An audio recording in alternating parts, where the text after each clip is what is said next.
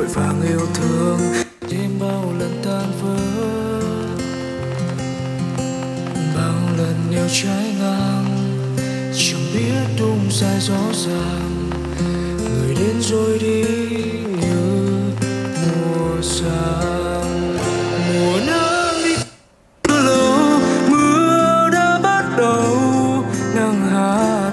Ngày tháng bên nhau chưa lâu, tình yêu sao đã dần đổi khác. Người đến bên ta hôm nay, ngày mai có chắc là tìm lại, hay sau cùng chỉ là hai chữ tổn thương.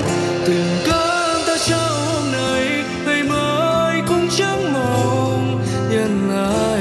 Chỉ ước sau khi chia tay, người không theo những lời hờn trách. Dù có yêu nhau bao lâu, tình yêu chắc sẽ phải nhạt màu. Thực ra cũng chỉ là mùa xa nhau. Yêu thì cứ nói yêu, đừng hứa mai sau thế nào. Cuộc đời chông gai, nào ai mà biết trước. Bao người đến với nhau, dù đúng hay sai thế nào, chợt đến rồi đi.